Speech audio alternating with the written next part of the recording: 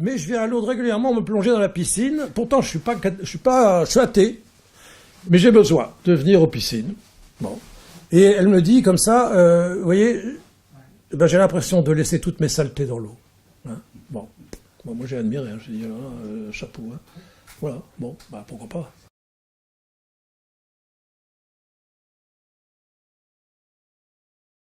Une autre histoire, parce que sûrement vous aimez bien les histoires, et puis il faut...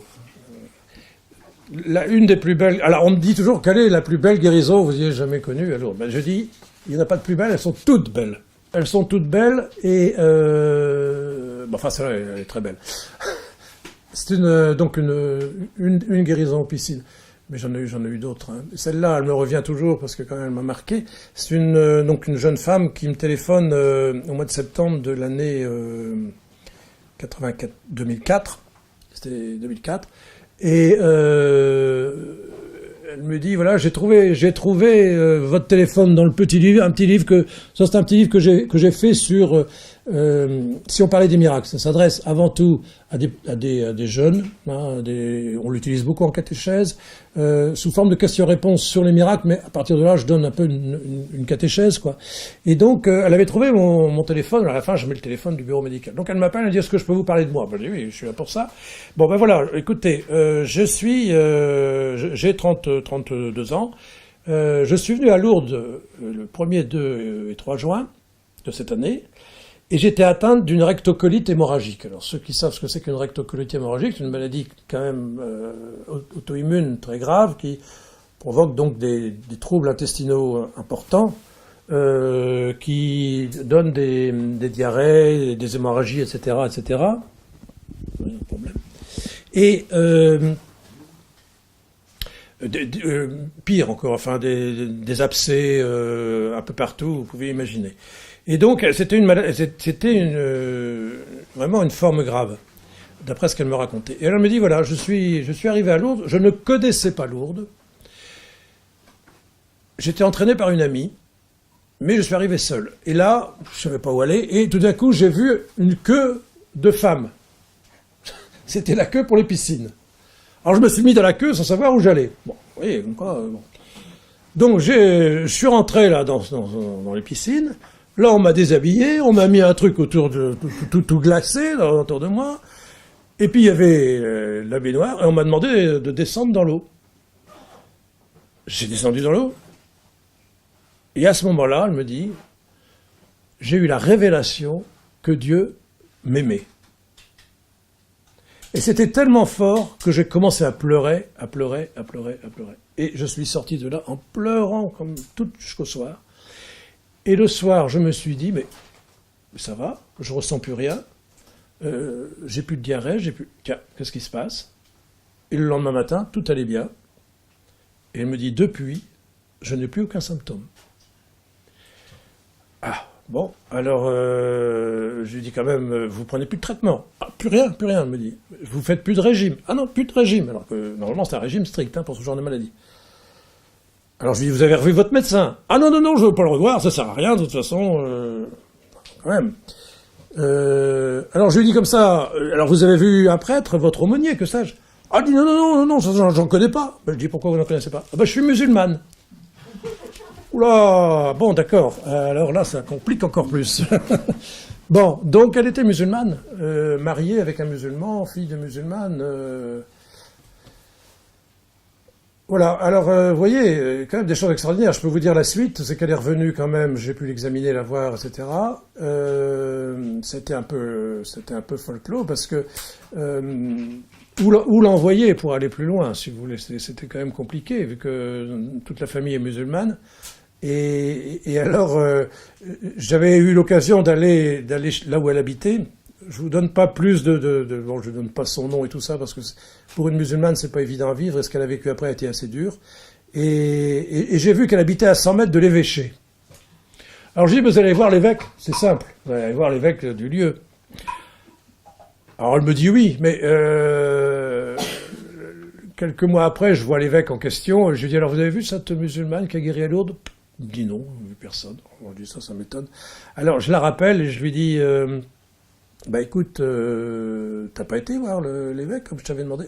Oh, elle dit non, j'ai été plusieurs fois jusqu'à la porte, mais j'osais pas sonner parce que vraiment, vous voyez, moi, musulmane, non, c'est impossible. Oh, je dis écoute, j'ai revu l'évêque, je l'ai prévenu que tu allais le voir. Franchement, ça vaut le coup que tu y ailles. Et alors, après, l'évêque, je l'ai revu. Il m'a dit, bah, elle est venue. Et vraiment, il était encore ému hein, de son témoignage. Ils sont restés longtemps ensemble. Et cette fille, est maintenant, a fait 2 ans de catéchuménat et elle est baptisée. Elle a demandé le baptême. Hein. Ça a été dur parce que son père, qui était un musulman convaincu, est mort là-dessus, elle s'est culpabilisée de certaine façon un peu, en se disant c'est ce que je lui ai fait vivre, ça a dû être trop dur pour lui. Je lui ai dit non, écoute, là, bon, enfin voilà. Donc vous voyez, pour vous donner quand même une histoire vraie, parce que tout ce que je vous raconte c'est vrai, hein, c'est pas voilà. On continue. On continue.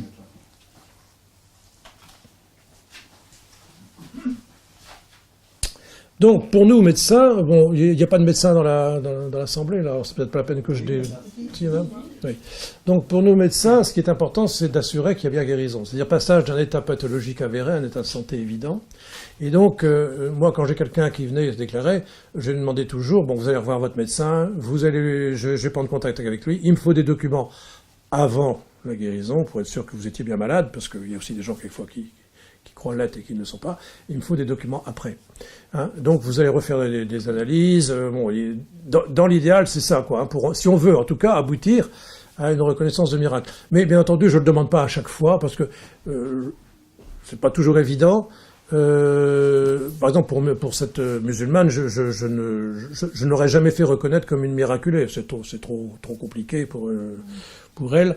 Donc, on perd beaucoup de déclarations où on sait qu'on ne pourra pas aller plus loin. D'autant que l'Église ne veut pas baser la foi sur le merveilleux. Hein. Donc, parce qu'il y a toujours un risque de baser la foi sur le merveilleux, ça fait rentrer dans le fidéisme si on n'utilise pas la raison, et pire encore dans l'illuminisme. Donc, il faut que la raison soit là également, et moi je représentais la raison sur le plan scientifique. Donc, mais nous sommes bien d'accord entre nous, il n'y a aucune opposition entre la foi et la raison, c'est évident, il n'y a aucune opposition, quoi qu'on l'ait dit, et bon, j'aime toujours citer la phrase de Jean-Paul II dans Fides et Ratio, la foi et la raison sont les 2 ailes qui permettent à l'esprit humain de s'élever jusqu'à la contemplation de la vérité. Hein, et je crois que c'est comme ça qu'on arrive justement à cette vérité qu'il y a eu miracle. Donc, les conditions pour qu'une guérison soit reconnue miraculeuse ont été mises au point par la hiérarchie au XVIIIe siècle. C'était le cardinal Prosper Lambertini qui est devenu Benoît XIV. Il a fallu 300 jours de conclave, je crois. C'était quand même assez exceptionnel. Oui, c'était long. Mais finalement, c'est lui il a été un très bon pape. Alors, c'était un scientifique et il a donné des conditions, vous allez voir, qui sont des conditions restrictives, très restrictives, pour qu'une guérison puisse être reconnue miracle de façon canonique. Alors, les raisons sont celles-là. Je vais quand même assez vite parce que c'est quand même médical.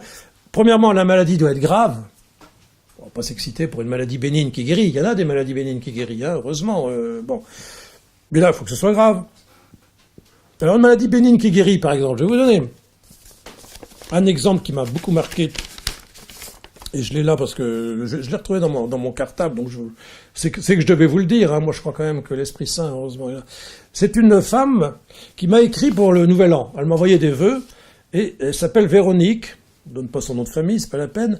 Et c'est venue du monastère du Carmel de Carros, village près de Nice. Bon.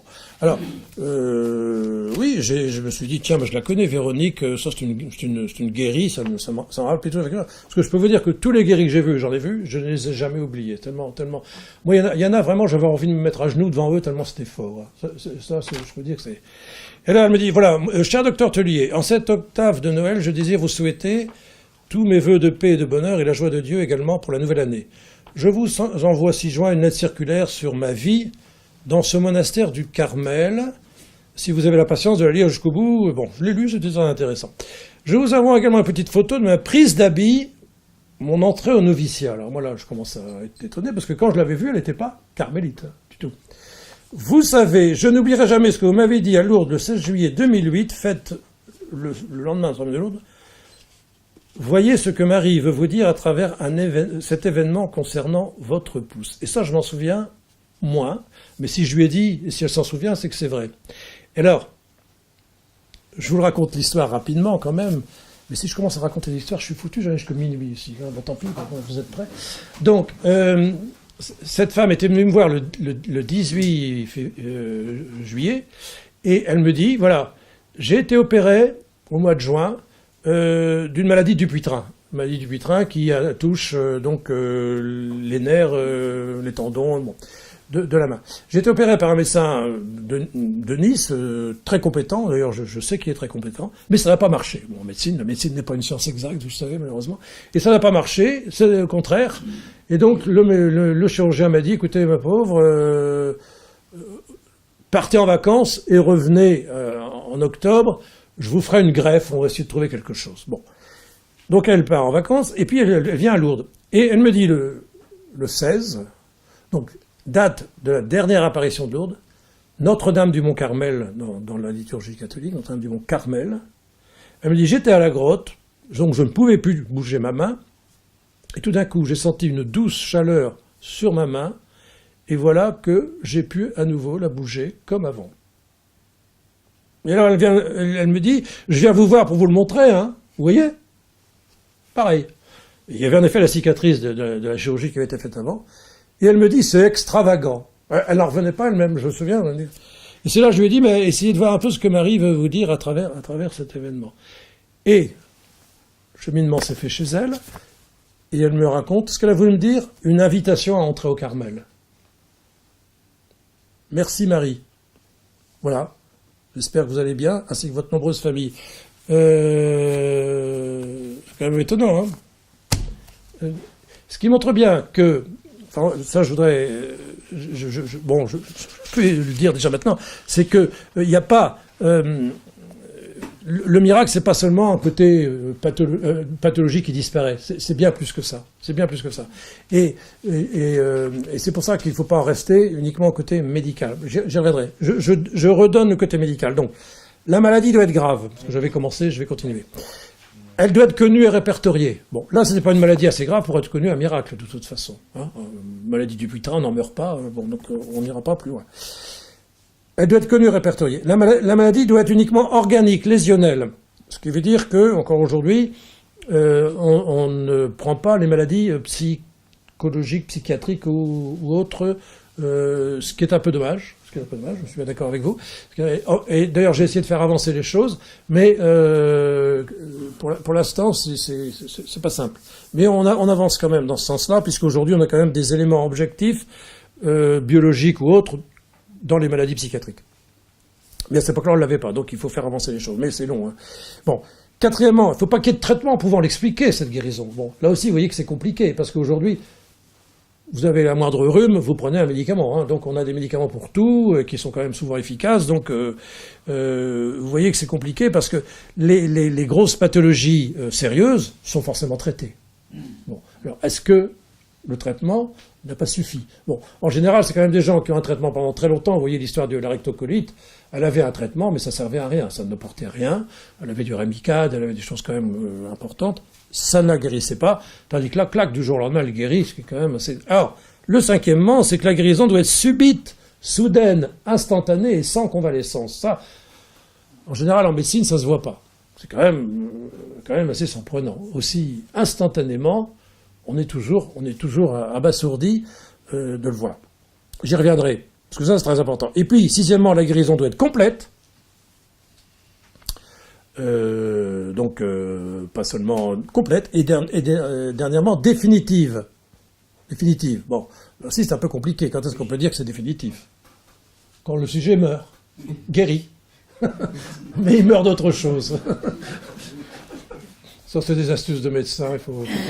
Mais c'est vrai, les miraculés finiront bien aussi leur jour comme nous. Hein, ça, c'est certain. Bon. Mais il ne faut pas que ce soit une simple rémission. Voilà, il faut que ce soit une guérison. Nous sommes d'accord? Voilà. Donc vous voyez, il y a beaucoup d'appelés et peu d'élus. Hein. Et donc, comment ça se passe? Bon, eh bien, sur le plan médical, c'est le médecin du bureau médical, c'est les médecins qui passent à Lourdes, n'importe quel médecin peut donner son avis sur les cas qu'on voit. C'est après l'Association médicale internationale de Lourdes qui regroupe des médecins du monde entier qui peuvent donner leur avis. Et c'est finalement le Comité médical international de Lourdes qui est composé de spécialistes, 25 spécialistes de l'Europe entière, qui se réunissent une fois par an pour examiner les dossiers que le médecin a amenés jusque-là, qui ont déjà été vus pendant 2 ou 3 ans. Donc, vous voyez que ça demande facilement, minimum, 4-5 ans pour aboutir. Ça, c'est le côté médical. Et après, c'est le côté ecclésial. Parce qu'une fois que les médecins ont dit oui, cette guérison, on ne peut pas l'expliquer, et nous, médecins, on ne peut pas dire autre chose, on ne peut que dire guérison sans explication médicale, d'accord? C'est à l'Église de dire s'il s'agit d'un miracle. Alors, sur quoi va-t-elle se baser, l'Église? Alors, l'Église, c'est l'évêque du guéri. Donc, c'est l'évêque là où habite le guéri. Hein, comme je vous dis, les gens viennent du monde entier à Lourdes, donc ça peut être n'importe où dans le monde. Et c'est l'évêque du guéri qui décidera s'il veut faire une reconnaissance canonique en fonction des critères de Lambertini, qui, vous le voyez, en fait, sont des critères médicaux, ce qui est quand même assez étonnant. Donc, il y a autre chose. Cette autre chose, c'est quoi? Mais c'est justement ce que je vous disais, c'est que quand quelqu'un guérit de façon miraculeuse, il y a autre chose qui se passe. C'est-à-dire que la guérison n'est pas seulement médicale, mais médico-spirituelle. Ça, j'insiste beaucoup, et ça a été mon travail de faire reconnaître ça aussi aux médecins, parce que je ne vois pas pourquoi les médecins ne seraient pas ouverts à la dimension spirituelle, je vous l'ai dit dès le départ. C'est-à-dire qu'une guérison ne devient miraculeuse que lorsqu'elle remplit 2 conditions. Premièrement, certes, elle échappe aux lois habituelles de la médecine ou de l'évolution des maladies, c'est-à-dire qu'elle s'effectue selon des modalités extraordinaires et imprévisibles, d'accord? Et deuxièmement, elle amène le bénéficiaire ou les témoins, si le bénéficiaire, par exemple, est un enfant ou quelqu'un dans le coma, ce qui peut arriver, à rechercher ou reconnaître une signification spirituelle à l'événement. Plus précisément, elle les invite à croire à l'intervention spéciale de Dieu pour lui. D'accord? Ça, c'est fondamental. C'est-à-dire que le miracle, c'est vraiment le passage de Dieu dans la vie de quelqu'un. Pour moi, c'est une effusion de l'Esprit Saint. Et je peux dire que c'est un mouvement fondateur pour ces gens qui peuvent dire qu'il y a un avant et un après à ce moment-là. Donc je vous ai donné l'exemple, par exemple, de cette musulmane, mais je pourrais vous en donner d'autres si vous voulez bien.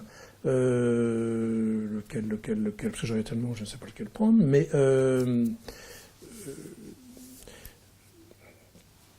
vous voyez, ça touche forcément. Est-ce que vous savez l'histoire, connaissez l'histoire d'Alexis Carrel? Vous connaissez Alexis Carrel? Je le raconte un peu dans mon truc, mais Alexis Carrel, en 1902, c'est vieux, vous allez me dire, 1902, n'empêche qu'on a tous les éléments, on les a tous. En 1902, Alexis Carrel avait 27 ans, il avait fini médecine, il était brillant, et il habitait Lyon. Il y a des gens de Lyon ici, il habitait Lyon. Et voilà que il s'intéressait à tout, c'était un esprit curieux, et bien entendu, il avait entendu parler de Lourdes. Zola avait écrit son célèbre roman Lourdes en 1899. Zola qui avait changé complètement la vérité, la réalité des faits, dans son roman. Et donc, il y avait une malade qui était atteinte d'une péritonite tuberculeuse au dernier degré, qui souhaitait aller à Lourdes.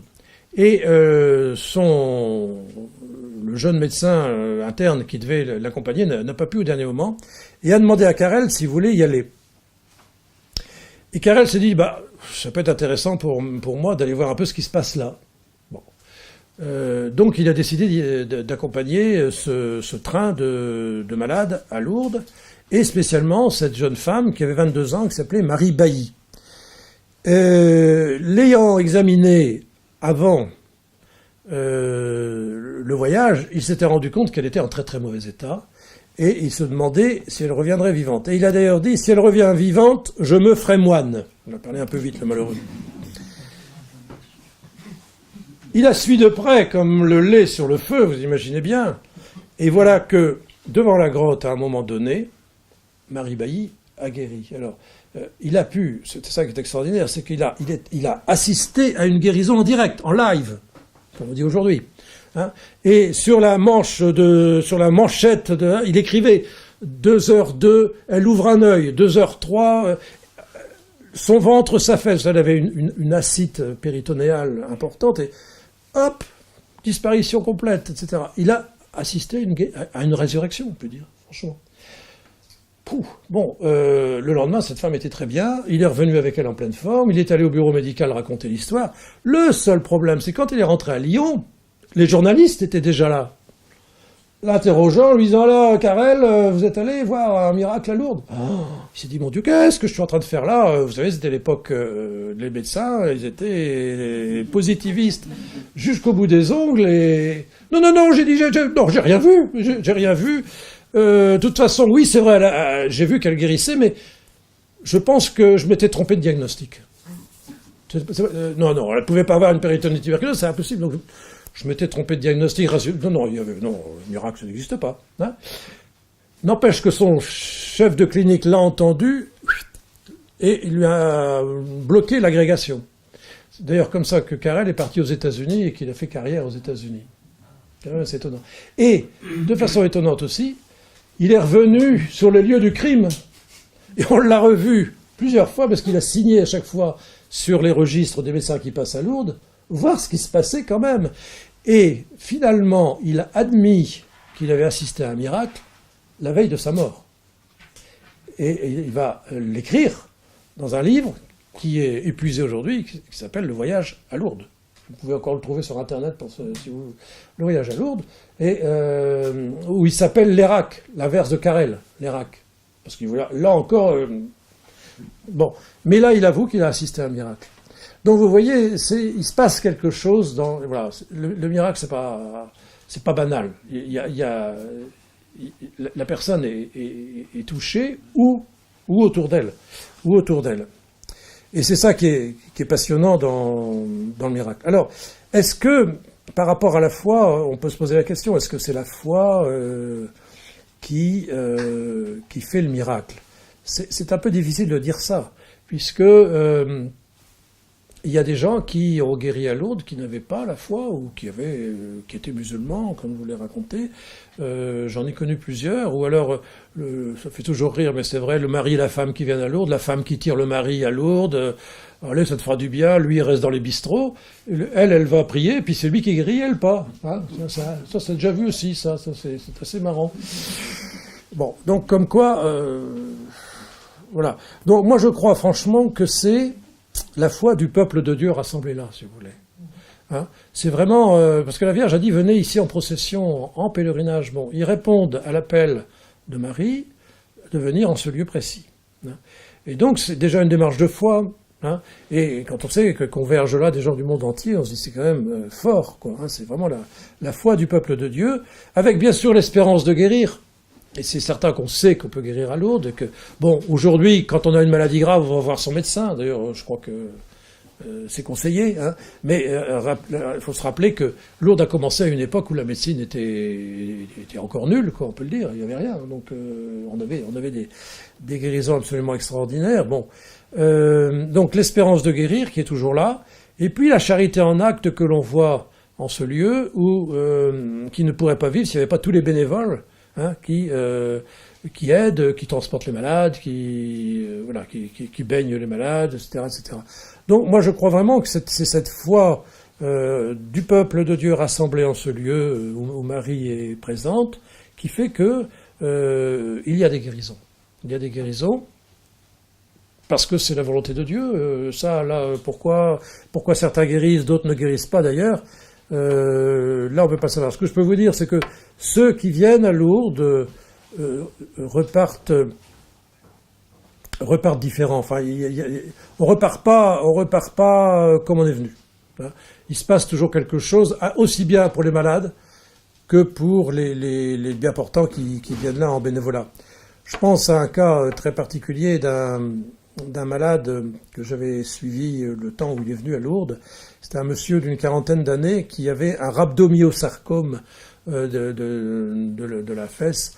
Donc c'est un cancer extrêmement grave, père de 3 enfants, qui avait été jusqu'à l'Institut Rockefeller à New York pour se faire traiter. Et là, on lui avait dit, monsieur, on peut rien pour vous, vous pouvez retourner chez vous. Il est donc rentré chez lui. Et là, à la grande surprise de sa femme, alors qu'il était complètement en dehors de la foi, il a dit, je voudrais aller à Lourdes. Bon, alors, bon, bah vas-y, vas-y. Elle vient pas. Il vient avec son frère. Je me souviens l'avoir accueilli un samedi. Il est resté jusqu'au samedi suivant, dans un état très grave. Mais il ne souhaitait qu'une chose, c'est aller à la grotte. Et il restait là des heures entières en contemplation, je peux dire. Il est rentré chez lui et il est mort 15 jours après. Mais avant de mourir, il a dit à sa femme, eh bien écoute, je préfère mourir à 40 ans en connaissant Dieu qu'à 80 sans l'avoir connu. Moi, je trouve que c'est quand même une guérison, ça. Si on peut, il s'est passé quelque chose pour cet homme. Je pourrais vous en raconter d'autres. Voilà, il y a quelque chose qui passe. Il y a quelque chose qui passe, on ne sait pas pourquoi, c'est comme ça. C'est ça le miracle. Hein. Donc le miracle, vous voyez, c'est vraiment un fait extraordinaire, mais où on reconnaît l'intervention de Dieu, hein, qui est bienveillante. Voilà. Donc c'est... Bien sûr, alors certains voudraient pouvoir prouver un miracle. Bon, je suis désolé, mais on ne pourra jamais prouver un miracle. Hein. Même les 68 qu'on a retenus, on ne peut rien prouver. C'est une conviction intime qu'il s'est passé quelque chose. Bon, on ne pourra jamais le prouver. Aujourd'hui, d'ailleurs, la grande contestation des médecins, c'est de dire « Ah, ben c'est une rémission spontanée ». D'ailleurs, je peux vous donner, alors là, je vais vous donner 2 autres exemples de guérisons qui ne se sont pas passés à Lourdes, pour vous montrer quand même que, bon, moi je vous parle de Lourdes, c'est normal parce que je connais particulièrement ce lieu, mais je vais vous en donner 2 autres qui ne se sont pas passés à Lourdes, mais qui sont des guérisons miraculeuses. Donc, celle de Saint-Nicolas-des-Champs, en particulier, puisqu'on m'a demandé aussi de voir un petit peu ce qui se passait là. Vous savez qu'à l'église Saint-Nicolas-des-Champs a lieu une prière pour les malades dans le cadre du renouveau charismatique, de renouveau dans l'esprit, qui s'est développé en France depuis une 40aine d'années maintenant. Voilà. Excuse-moi, c'est dans quel lieu ? L'église. Oui, mais c'est Paris. À Paris. Oui, parce que je suis provincial. À Paris. Oui, moi non plus, je ne sais pas où c'est, mais c'est à Paris. C'est ici. C'est à Paris. Donc, je ne sais pas dans quel arrondissement c'est exactement. 4e. Non. 14e. 14e, voilà. Alors là, j'ai eu l'occasion donc de faire connaissance d'une femme. Pour vous dire que ça existe, c'est clair. C'est une femme je reprends l'histoire quand même qui est intéressante, qui est née en 48, qui s'appelle Florence, qui est mère de 4 enfants, qui n'a jamais eu d'antécédents médicaux, puis qui a commencé à souffrir du dos en 2001. Alors, il y a eu un examen tomodensitiométrique, vous savez, compliqué, bon, complet, qui a été fait à cette époque-là, et qui diagnostique une hernie discale, L5, S1, donc au niveau des lombaires, en conflit avec la racine S1 gauche, donc entraînant une lombosciatique gauche extrêmement douloureuse et résistante à tout traitement. Alors elle va voir un rhumatologue, le docteur P, parce qu'on y reviendra après, qui a lieu en juin 2005, nouveau bilan d'imagerie qui met en évidence en fait une aggravation, c'est-à-dire un glissement de vertèbres avec hernie dans le foramen droit. Bon, donc c'était quand même un cas particulièrement grave. Le pire, c'est que cette pauvre femme, le 15 juillet 2006, elle fait une chute de 2 mètres de haut en bicyclette sur un chemin côtier en Bretagne. Elle est transportée par le SAMU à l'hôpital de Vannes et on l'envoie à la clinique du docteur B, toujours le même à Bedon, où on lui trouve une fracture tassement d'un corps de lombaire, la première lombaire. Donc, elle souffre énormément et on lui demande donc de s'immobiliser, de rester allongée et le port d'un corset rigide. Eh bien, la même année, le 4 octobre 2007, elle vient à la prière pour les malades, qui a lieu donc tous les jeudis soirs à la paroisse de Saint-Nicolas-des-Champs. Non pas pour elle, ça qui est quand même aussi assez caractéristique, mais dans le but d'intercéder pour une de ses nièces atteintes d'une sclérose en plaques. elle arrive là, l'église était comble, comme tous les jeudis soirs d'après ce que je sais, pleine à craquer, et le père Thierry Aval, qui est le vicaire de la paroisse et qui a un don de connaissance, tout d'un coup donne une parole disant « Une personne ayant de grandes douleurs dans le dos est guérie maintenant ». Et aussitôt, Florence ressent une grande chaleur, dit-elle, bienfaisante, pleine de douceur, dans son dos et dans ses hanches. Vous imaginez bien qu'elle pleure, c'est tellement émouvant ce qui peut arriver là, et elle constate que son dos ne lui fait plus souffrir, et qu'au contraire, le corset qu'elle portait la gêne, et elle n'attend pas, dans l'église, elle enlève son corset, tellement ça l'a gênée. C'est quand même assez étonnant. Donc, ça lui permet de rebouger, de se redresser, et récupérer toute sa mobilité. Voilà. Alors là-dessus, elle redemande bien sûr un rendez-vous à ce docteur B, qui lui dit d'avoir ce téléphone, c'est pas la peine de venir, je ne peux plus rien pour vous. Elle dit si, je voudrais vous voir. Elle arrive à sa consultation le 10 octobre, et elle lui montre, ben oui, j'ai plus de corset, je vais très bien. Et elle lui fait une démonstration qu'elle peut aller toucher ses pieds en gardant les jambes tendues. Lui, il est resté assis sur son siège complètement. Il n'avait plus de parole. Alors lui, il faut que je refasse une radio. Oh non, c'est pas la peine, non. Voilà. Donc, elle ne souffrait plus de rien. Et lui, justement, après, dans un courrier qu'il fera à son médecin, lui dira, bah oui, j'ai assisté à une guérison spontanée. Guérison spontanée. Alors c'est quoi une guérison spontanée? C'est quelqu'un qui souffre, qui a mal, et puis elle guérit. Elle guérit, oui. Alors, on ne comprend pas pourquoi, mais vous savez, la médecine n'étant pas une science exacte, il y a des statistiques. Il y a une courbe de Gauss qui fait qu'il y a des extrémités où il peut y avoir des exceptions. Donc, voilà. Guérison spontanée. Mais quelle est la différence entre une guérison spontanée? Qui peut arriver, hein, je suis d'accord. Ça existe, des guérisons spontanées de cancer, de ce genre de gens qui, le médecin se dit, vraiment, il ne va pas s'en sortir, et puis la personne est toujours vivante quelques années après. On est les premiers surpris, nous, les médecins. Mais les gens sont aussi les premiers surpris. Alors que dans la guérison miraculeuse, comme il s'est passé là, en fait, vous voyez bien que la personne sait très bien qu'elle a guéri à un moment donné, qu'elle peut décrire avec précision, et où elle dit, c'est pas naturel. Il s'est passé autre chose. Dieu est intervenu dans ma vie. Et c'est ça qui change tout. Et c'est le cas de ce qui s'est passé là. Hein.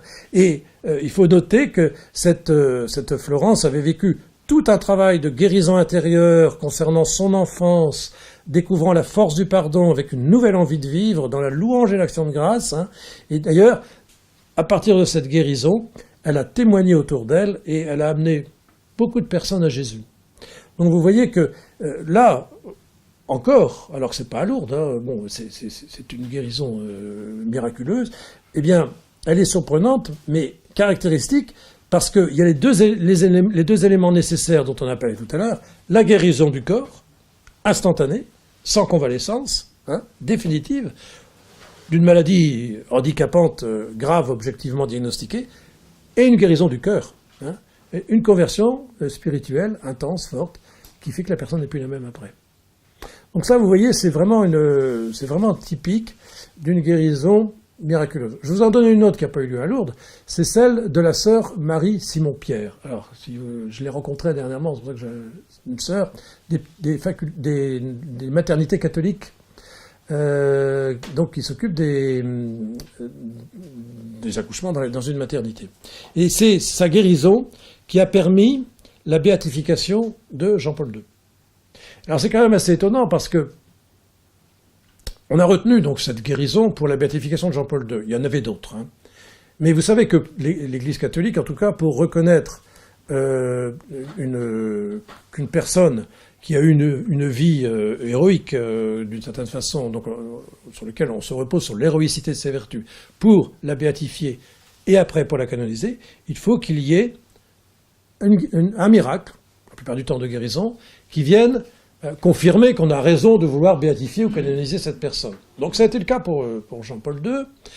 Et on a retenu cette guérison parce que quand même, elle est quand même assez caractéristique. D'abord, elle s'appelait sœur Marie Simon-Pierre. En plus, elle s'occupait donc de la vie dans sa maternité. Et Jean-Paul II a tellement insisté sur la vie. Et troisièmement, elle était atteinte d'une maladie de Parkinson, comme Jean-Paul II. Et cette sœur, donc, avait une maladie de Parkinson caractéristique qui avait été diagnostiquée par des médecins neurologues sérieux. Et un soir, donc elle le raconte encore avec beaucoup d'émotion aujourd'hui, mais ça s'est passé il y a déjà 5 ans, elle va voir sa supérieure pour lui dire, moi, il faut que j'arrête, je peux plus, ma maladie est devenue trop importante, vous voyez comme je tremble, je ne peux plus rester debout, je ne peux plus marcher, je ne peux même plus écrire. Et sa supérieure lui dit, vous pouvez m'écrire Jean-Paul II? Alors elle prend un crayon, elle essaye, non, on n'y arrive pas, c'est impossible, c'est complètement... Bon. Bon, oui, d'accord, je comprends. Écoutez, je vais réfléchir, on en reparlera. Elle rentre dans sa chambre, elle se dit, zut, j'arrive plus à écrire Jean-Paul II, qu'est-ce que ça veut dire? Elle reprend un crayon et clac, là, elle l'écrit parfaitement. Bon, elle se couche, et puis tout d'un coup, en pleine nuit, elle se réveille, et elle a la certitude qu'elle est guérie. Elle se lève, elle s'habille, elle se lève, elle part à la chapelle, à l'adoration, et elle se rend compte qu'en marchant, elle avait les bras qui étaient normaux, etc. Elle ne tremblait plus. Et quand les sœurs sont arrivées à 6 heures du matin, elle a vu qu'elle avait retrouvé entièrement sa santé antérieure. Donc elle avait guéri en une nuit de sa maladie de Parkinson. Je peux vous dire que 5 ans après, on ne s'est même pas imaginé qu'elle pouvait être atteinte de cette maladie. Mais là aussi, moi j'ai eu des réflexions et des réactions. Alors moi, ça ne me concernait pas, parce que j'étais à Lourdes, c'était pas mon boulot. Mais vous connaissez les journalistes, sachant que j'étais à Lourdes, ils m'ont interviewé plusieurs fois sur le sujet. Et j'ai eu toutes les réactions possibles et imaginables des médecins. Depuis celui qui dit on guérit pas d'un Parkinson, donc c'est pas possible. Enfin, là, lui, il est logique. Là. On guérit pas d'un Parkinson, donc c'est pas possible. Bon. Non, c'est une maladie trop grave, c'est pas possible. Ben oui, mais malheureusement, si. Le miracle, c'est de guérir d'une maladie grave. Si on guérissait d'une angine, là, il rigolerait bien. Non, là, c'est pas le cas. Donc ça, c'est la première chose. Deuxièmement, qui revient toujours, ah mais on s'est trompé de diagnostic. Bien entendu. Alors, là, c'est pas très gentil pour les confrères, alors que tous les confrères avant avaient assuré que c'était bien Parkinson. Ah bah c'est une forme clinique qui guérit spontanément. Ah oui, bah ça j'aimerais bien la voir aussi, ça n'existe pas. Enfin bon, ça je l'ai entendu aussi. Ou enfin, bien sûr, le grand morceau, c'est ah ben c'est psychologique. Hein, c'est psychologique, vous comprenez. C'était une bonne sœur, une femme et une bonne sœur. Donc elle était hystérique, forcément. Et donc, si elle a guéri, c'est bien sûr psychologique. Bon. Il faut la connaître pour voir qu'elle n'est pas du tout hystérique. Et d'ailleurs, il y a eu des examens psychiatriques qui ont été faits pour assurer la question. Donc tout ça, donc vous voyez, pour dire que c'est quand même fort, mais malheureusement, la mauvaise foi de certains fait que, bon, faut toujours en discuter. Vous savez, aujourd'hui, c'est une bataille, hein, comme les restes. C'est pour ça que, bon, on va bientôt arrêter, peut-être. À quelle heure là? 9h25. À quelle heure vous voulez que j'arrête? On avait prévu vers 10h. Bon, bah alors on continue. J'avais une question, Allez. Patrick, si Oui. tu veux bien. Tu dis effectivement qu'il y a des médecins et puis des spécialistes, des chirurgiens qui émettent un certain nombre de doutes dont tu viens de parler maintenant. Alors j'ai eu par hasard, il y a 2 jours, je crois que c'est paru dans un journal, le 6 mars, un miracle comme tu cites. Alors ça s'est passé dans la région de Morteau, dans le Doubs, dans une chapelle grotte de Remonneau dédiée à la Vierge. C'est quelqu'un qui a été guéri de 79 ans de quelque chose à la rétine. Bon, le chirurgien qui avait dit on va l'opérer, lui, il n'en revient pas. Oui. Et il y a un autre spécialiste des yeux qui, lui, dit finalement, oui, ça arrive que ça guérisse, sauf qu'il l'avait depuis très longtemps, etc. Oui. Alors, où je suis un petit peu plus étonné, c'est de la prudence de l'archevêché. Dit ceci, alors le journaliste rapporte ça: nous accueillons la nouvelle de cette guérison avec joie et nous rendons grâce, mais ce n'est pas parce que quelque chose d'inexpliqué survient que c'est miraculeux. Ce en quoi je pense qu'il a raison. Oui. Mais on constate souvent, et puis peut-être même ce que tu as dit corrobore ceci, sur 7700 cas de guérison, il y en a très peu qui sont reconnus comme miracles, alors que j'aurais tendance à dire qu'il y en a davantage et qu'il y a une grande prudence de l'Église ou de la hiérarchie sur ce plan-là. Mais voilà, c'est une question. Une très très grande prudence qui a toujours existé, qui existera toujours, parce que c'est vrai qu'on ne peut pas baser la foi sur l'effet miraculeux au départ, enfin sur l'effet merveilleux, je dirais, sur le merveilleux. Néanmoins, le risque, ce serait de ne plus croire aux miracles, alors que les miracles ont toujours existé dans l'histoire biblique. Depuis l'Ancien Testament, tous les miracles du Christ, c'est qu'il a dit que vous ferez des miracles encore plus étonnants que ce que j'ai fait. Et donc, il y en a eu dans toute l'histoire de l'Église. Donc, si aujourd'hui on disait, ah ben non, on veut plus de miracles, moi je dirais, alors là, on est en train de balayer quelque chose de plus ça serait trop grave. Donc, alors qu'on reste prudent, je suis d'accord. Par contre, le risque, c'est d'être trop prudent et de se baser uniquement sur le médical. Hein, parce que les médecins sont, par formation, scientistes. C'est comme ça. On a été formés comme ça.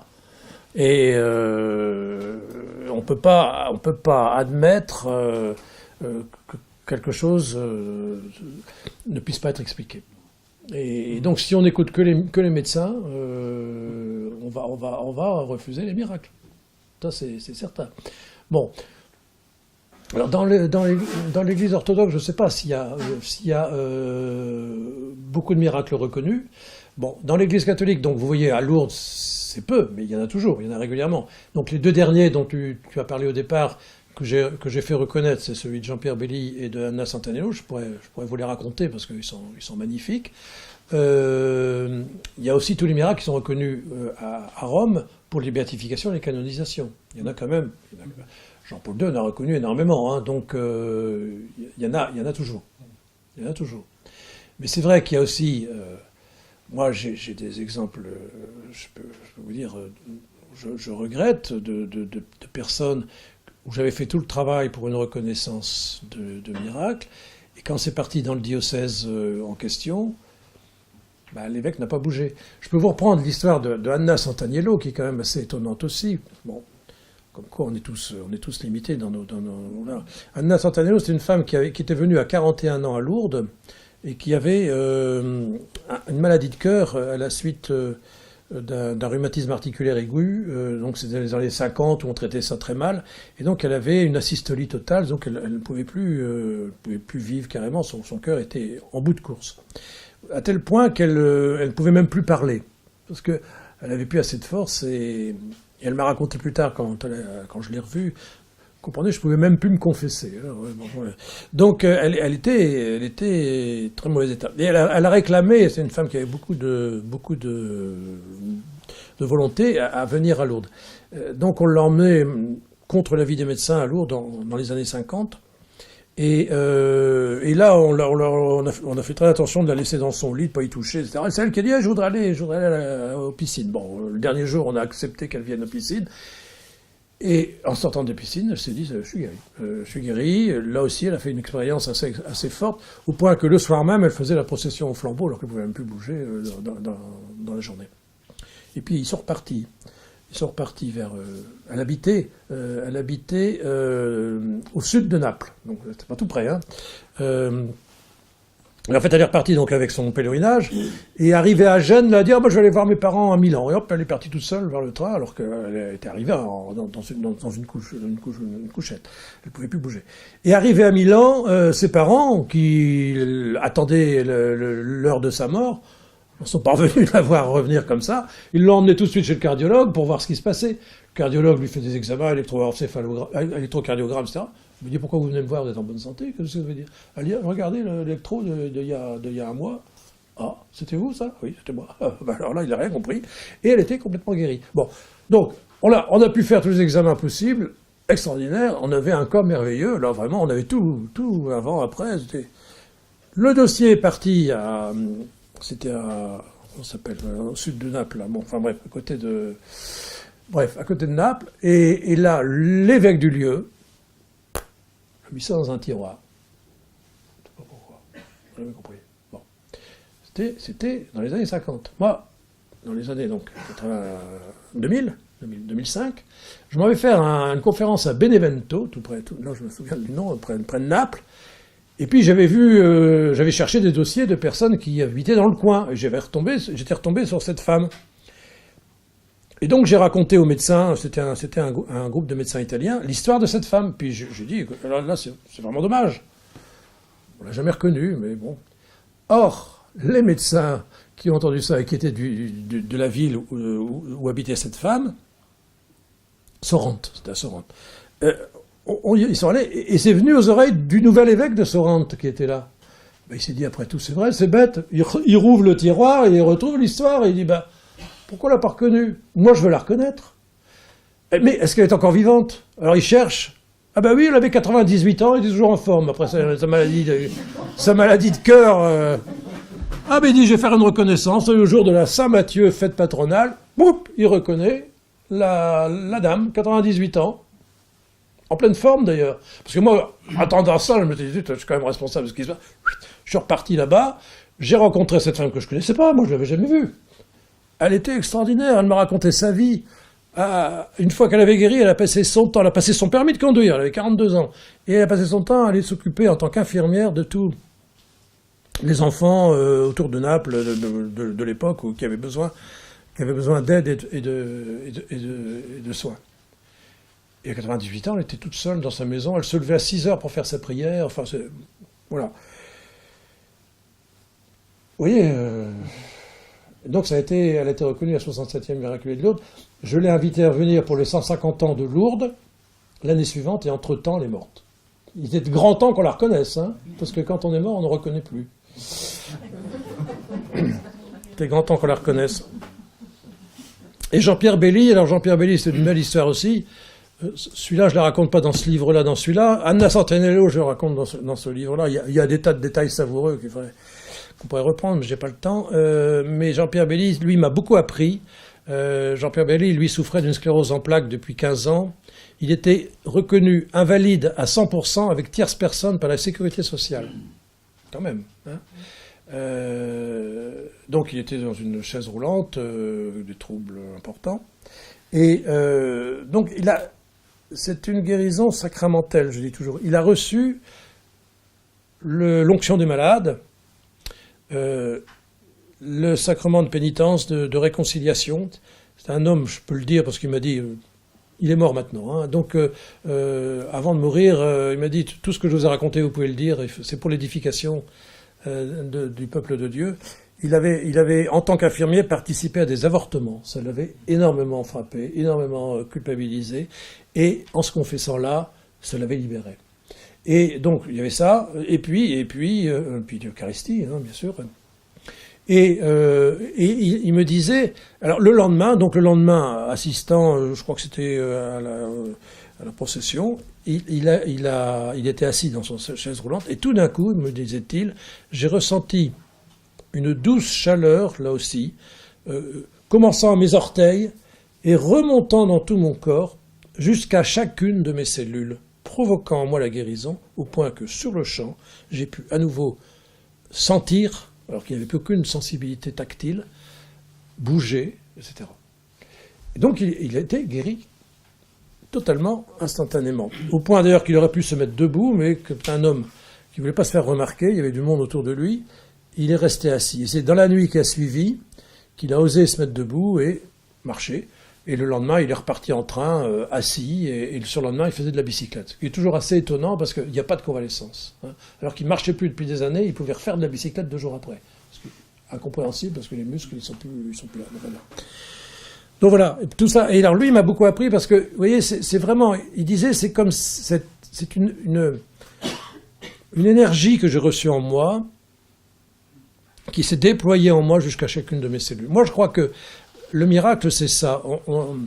Je ne crois pas que Dieu agisse dans les intestins ou dans les poumons de quelqu'un. Moi, je crois qu'il agisse dans le cœur biblique, hein, dans le sanctuaire qui nous fait être humains, ou dans le lieu d'habitation de l'Esprit Saint en nous. Hein.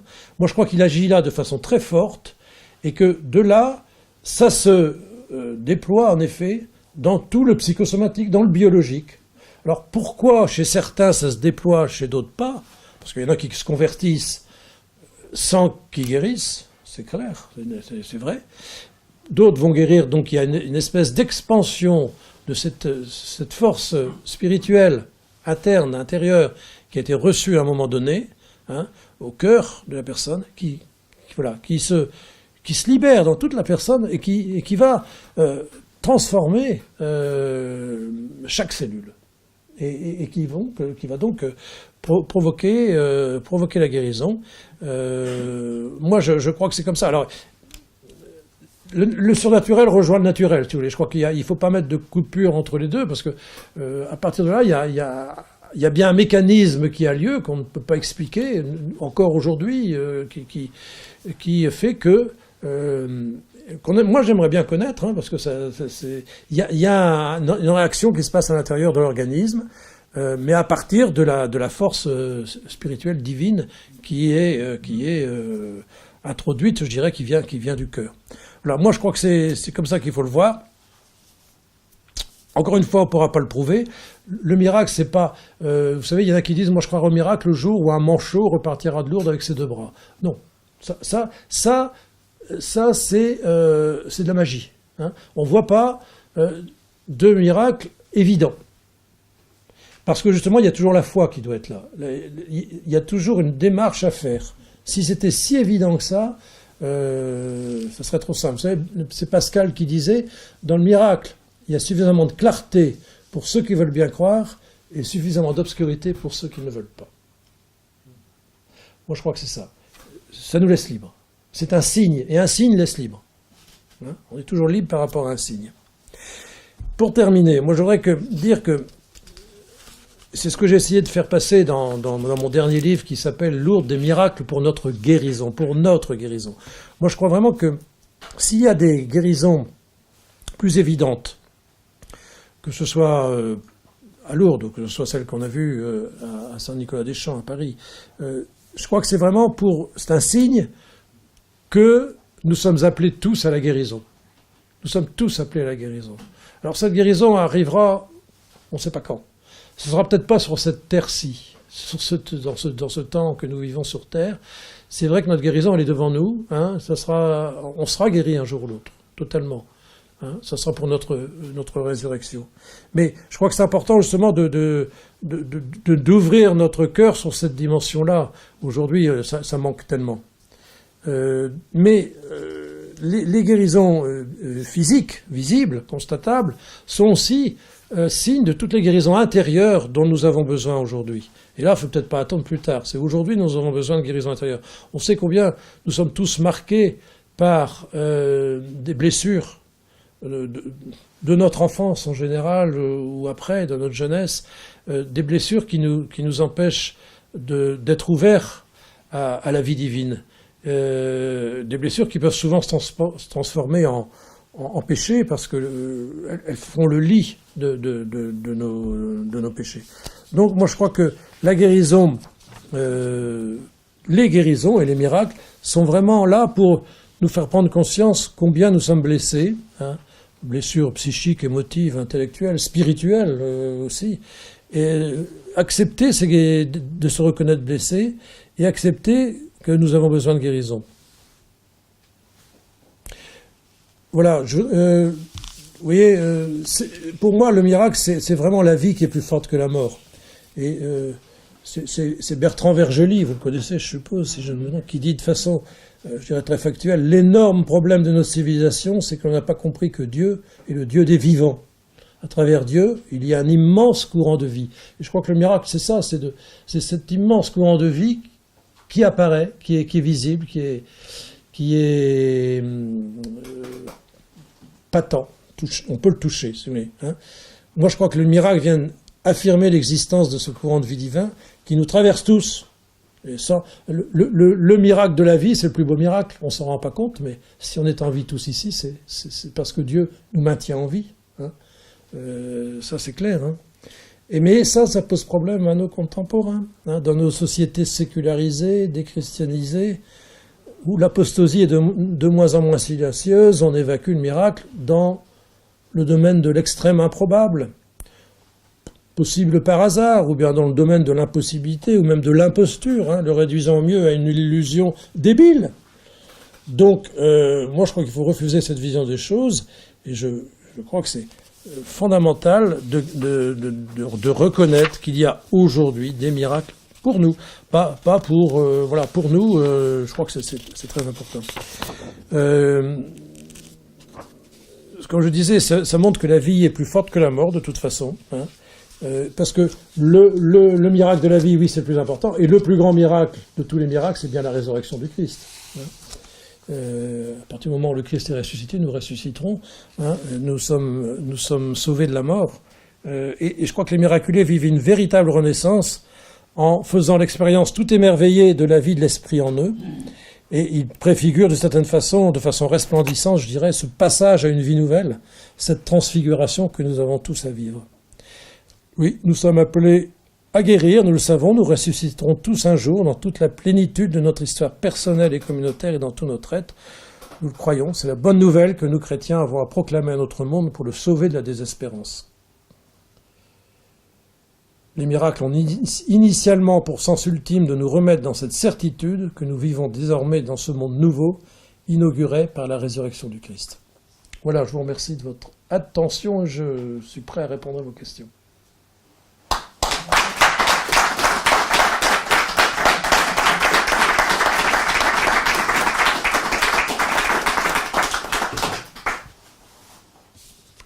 Je revois régulièrement tous les miraculés de Lourdes. Il en reste 7, je crois, de vivants. Parce que je peux vous dire que ceux qui ont guéri à Lourdes reviennent régulièrement. Hein, on les revoit tout le temps. Et c'est toujours un plaisir de voir ces personnes qui ont vécu un événement initial qui les a transformés et qui en témoignent à longueur de temps. Regardez, quel âge qu'ils aient. Hein, c'est jusqu'à leur dernier souffle, quoi. C'est toujours très beau. Alors moi, je vous dis, j'ai eu à peu près, j'avais en gros une déclaration par semaine. Donc ça faisait à peu près une 50aine par an. J'en retenais 7-8 pour aller plus loin. C'est-à-dire celle où la maladie était grave déjà, vous voyez, où je voyais qu'il rentrait dans les critères de Lambertini dont je vous ai parlé. Hein, parce que si ça ne rentrait pas dans ces critères dès le départ, c'était pas la peine d'aller plus loin. J'ai eu des histoires absolument merveilleuses de gens qui venaient de très loin, quelquefois, ou alors les gens pouvaient aussi me téléphoner, m'envoyer des mails. Enfin, il y en a plein mon livre, des choses incroyables. Mais alors, finalement, moi, j'ai pu faire reconnaître deux miracles. Deux miracles, donc... Jean-Pierre Belli, son cas était congelé, on avait abandonné. Bon, c'est moi quand je l'ai rencontré cet homme, j'ai vu qu'il y avait quelque chose en lui qu'il fallait absolument le faire reconnaître. Donc j'ai repris tout son dossier, j'ai tout ressorti, j'ai revu ses médecins, etc. Donc j'ai fait avancer le dossier et finalement il a été reconnu. Hein. Et puis Anna Santaniello, là dont je vous ai parlé, qui avait guéri 50 ans avant, mais qui était toujours pleine de vigueur pour raconter sa guérison et qui avait témoigné aussi toute sa vie que c'était une vraie guérison, on peut le dire. Peut-être on peut dire que les deux qui ont été reconnus, c'est un miracle, s'ils ont été reconnus. Oui, là c'est les deux miracles officiels. Oui, mais je veux dire que ils ont été reconnus même miraculeusement. C'est un miracle, on les a reconnus, oui. Par rapport à tous ceux que tu as vus, peu. Ceux-là, tels que tu as cité le cas notamment de la personne qui était dans le sud de l'Italie, et puis l'autre peut-être, dont tu dis qu'il... Oui, alors oui, tout à fait, oui, c'est sûr que c'était... Ils ont été reconnus par miracle. Par miracle. Par miracle, bon, mais... Non, mais là, normalement, il devrait y en avoir une qui devrait être reconnue, que j'avais laissé son dossier quand je suis parti. Je l'ai eu dernièrement au téléphone. Elle espère, elle attend d'être reconnue. C'est une myopathie grave. Et elle, c'est assez étonnant aussi, c'est c'est une femme qui a bien 60 ans maintenant. Ça devait être il y a une dizaine d'années. Et donc c'est une myopathie qui allait s'aggravant, mais elle s'était rendue compte dès son plus jeune âge qu'elle ne pouvait pas suivre les autres physiquement. Elle était venue plusieurs fois à Lourdes en chaise roulante d'abord, puis chaise roulante électrique. Et ce qui est assez étonnant, c'est une femme qui a eu beaucoup de profondeur. Et c'est au retour de Lourdes, la dernière fois, une fois où elle avait été à Lourdes, il y a 10 ans, en rentrant chez elle un matin, elle se rend compte qu'elle n'avait jamais demandé sa guérison. Elle est à Lourdes, mais pas vraiment demander sa guérison. Et là, elle se tourne vers sa vierge en plastique, vous voyez, là où on dévisse le haut pour mettre de l'eau, là. Et elle dit, je veux guérir, hein, écoute, fais quelque chose. Et de ce moment-là, disparition de ses symptômes. Mais elle ne revenait pas elle-même, quoi. Elle dit, c'est comme si j'avais eu un lifting. Parce que tellement elle était... Et puis, j'ai grandi de 10 cm d'un coup, etc. Et je pouvais plus rien faire. Elle dit, le lendemain, j'allais promener le chien de mon mari, etc. Voilà. Il faut dire que c'est pas banal quand même, parce que c'est quand même une maladie génétique. Alors, c'était pas une maladie génétique. Alors, le seul problème, c'est qu'on n'avait pas un diagnostic précis sur sa maladie. C'est une maladie qui avait commencé tôt. Mais c'est une femme de médecin. Comme souvent, les femmes de médecins sont les plus mal loties. Et on n'avait pas suffisamment de... Alors, c'est pour ça que ça a traîné très longtemps, 10 ans. Mais franchement, elle était tellement handicapée, c'est pour ça que je voudrais quand même qu'elle soit reconnue. C'est que même si on n'a pas la certitude au départ d'une maladie X, Y ou Z, on avait parlé de myopathie de, je sais plus, un nom irlandais, je sais plus. Enfin, il y avait un diagnostic quand même. Mais, à mon avis, c'était pas une maladie génétique, je crois pas quand même. Enfin bon. J'ai plus les éléments. Mais même des maladies. J'ai eu la maladie de Leber, vous connaissez, c'est une maladie génétique, ça quand même. Hein. La maladie de Leber qui fait que les gens deviennent aveugles à l'âge de 15 ans, 15-16 ans, et c'est transmis par la mère. Hein. Bon, alors, il y a des évolutions quelquefois favorables, c'est vrai. Mais j'en ai eu une jeune femme, l'histoire est assez étonnante. Mais j'étais là pour répondre à vos questions aussi, alors ça m'embête. Vous posez une question à discuter. Voilà. Vous avez vécu combien d'années à Lourdes? 11 ans. 11 ans. Est-ce que vous êtes devenu familier de la Mère de Dieu? Ah oui. Alors, j'étais déjà familier de la Mère de Dieu. J'ai toujours aimé la Vierge Marie. J'y suis pour rien, c'est comme ça. Je suis né dans une paroisse Notre-Dame. J'étais baptisé dans l'église Notre-Dame. J'ai fait toutes mes études dans le collège Notre-Dame. Je suis plongé dedans, vous savez, comme Astérix au départ. Et alors, quand j'ai été comment j'ai atterri à Lourdes, on me pose souvent la question. C'est Marie qui a voulu que j'aille à Lourdes. Parce que, d'abord, j'habitais le Nord, j'ai fait mes études à Lille. Et puis, pour diverses circonstances, j'ai été habité près de Pau dans les années 83 exactement. Donc, c'est pas loin de Lourdes. Et j'étais content d'être près de Lourdes, mais j'étais pas, au départ, venu spécialement pour Lourdes. C'est parce qu'on m'a demandé d'aller là pour reprendre un cabinet médical. Et, on avait des difficultés pour trouver bon, c'était dans le cadre d'une vie communautaire qui nous convenait pas. C'était un ail. Ça nous convenait pas, donc on voulait en sortir, mais il fallait trouver un logement. Et on n'arrivait pas à trouver de logement. Et tenez-vous bien, le 15 août de l'année 83, je me suis dit, bon, on s'est dit, soit on rentre dans le Nord, soit on reste. Et le 15 août, c'est la fête de une fête de Marie. Hein. Je suis allé à Lourdes en pèlerinage à pied pour lui demander ce qu'il fallait faire. Et qu'elle me donne un signe, que je reçoive un signe quand même. Bon. Et le soir, rien. On se met au lit avec ma femme en prenant les horaires de la SNCF pour repartir le lendemain dans le Nord. Coup de téléphone, à 10h du soir. Quelqu'un qu'on connaissait qui nous dit « Ah, les Telliers, il y a une maison à louer à côté de chez moi. Si vous venez pas maintenant, vous l'aurez jamais. Il faut que vous veniez tout de suite. » On s'est rhabillés. On est parti voir la maison de nuit. Je me suis même tordu le pied dans un trou. On a dit « On prend. » Ça, c'est la Vierge qui veut qu'on reste. Moi, je l'ai vu. Ça. Le plus extraordinaire, vous l'avez vu, la maison, c'est que cette maison... On s'est rendu compte le lendemain qu'elle était devant la montagne avec une vue extraordinaire. On ne s'en était pas rendu compte, il faisait nuit. Un cadeau extraordinaire. On est resté 9 ans d'ailleurs, une location qui coûtait pas cher. Et donc on est resté dans le coin. Et de là, je pouvais aller à Lourdes, j'allais à Lourdes régulièrement, j'étais heureux. Mais je pensais jamais que j'irais travailler à Lourdes. Et il a fallu attendre 15 ans. C'est au bout de 15 ans que le médecin qui était là est parti et que j'ai des amis de Lourdes qui m'ont dit, bah tiens, mais c'est pour toi, il faut que tu demandes à venir travailler là. Ben, je me suis dit oui, en effet. Donc je me suis présenté, il y avait un appel de candidature, il y avait 13 médecins qui se sont présentés. Et c'est moi qui ai été pris. Alors que ça aurait pu être un autre. Elle avait un œil sur vous. Je crois. Parce que je peux vous poser une autre question. Oui. Est-ce que vous pourriez affecter les apparitions de Marianne du nom de miracle?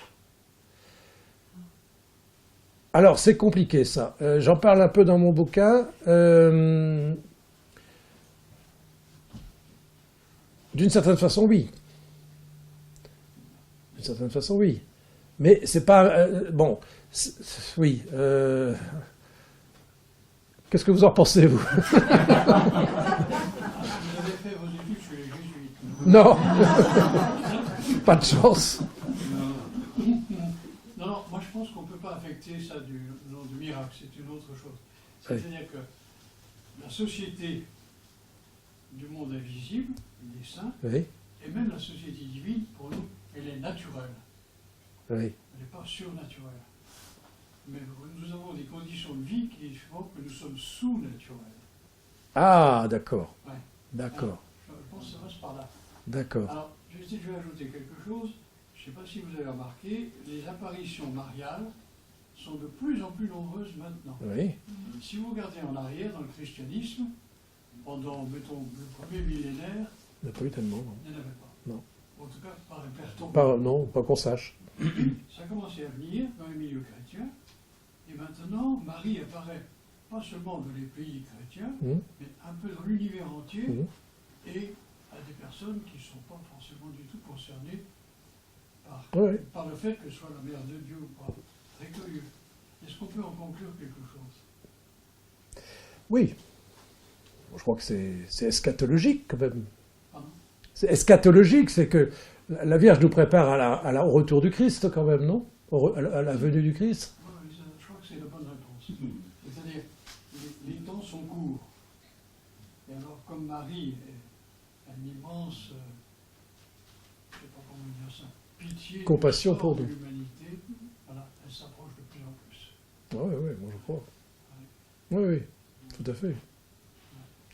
D'ailleurs, il y a des livres qui ont été écrits là, sur la continuité qu'il y a entre les différentes apparitions de Marie, depuis la rue du Bac, par exemple, qui est quand même une apparition extraordinaire,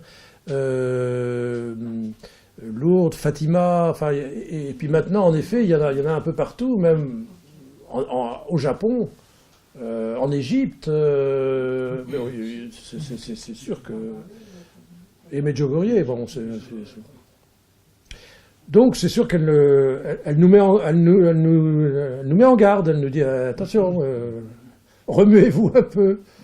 Alors ça c'est sûr, c'est sûr. Oui,